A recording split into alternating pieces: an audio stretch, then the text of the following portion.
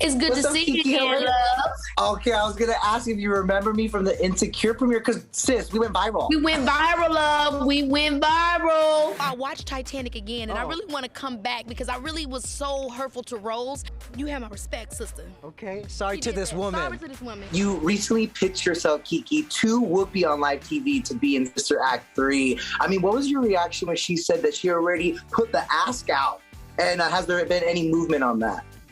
I was just so thankful that she would even just be thinking of me, you know, because these are things that we all grew up on, franchise pieces that, you know, people such as myself has worked many years to get the opportunity to be a part of such notable pieces of work and be able to work with people as Whoopi herself. I mean, Whoopi is the blueprint of so much of who I am today. So to get the opportunity to work with her, especially on something that I remember watching and loving and studying in my church choir before I even became an entertainer is very, very special. And so I know they're working on the script right now. I haven't heard anything just yet, but I'm hoping that I do. And if I don't, you know, it was still just awesome that she thought of me.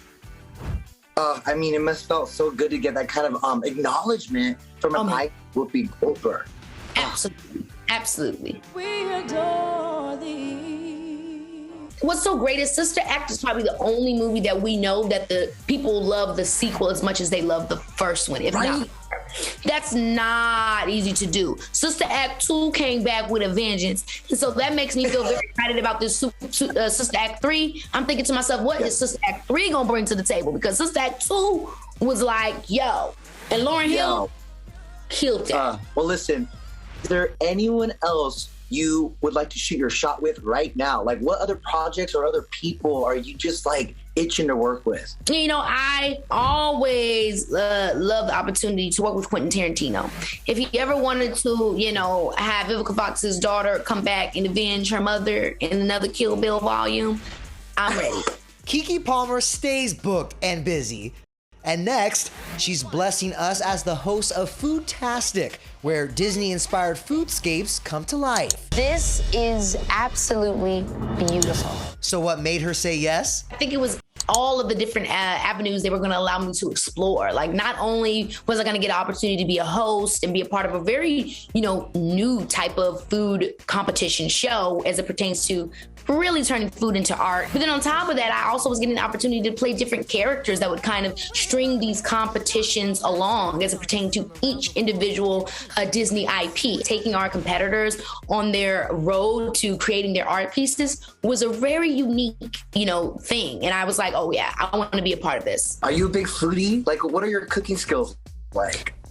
My cooking skills are very average, love. Always a lot of love in it. Sometimes tastes good, sometimes doesn't. But it's funny because I wanted to go to culinary school at some point, and I'm sure I will eventually go because I really do love food and want to be able to create great stuff for myself, especially when it pertains to health.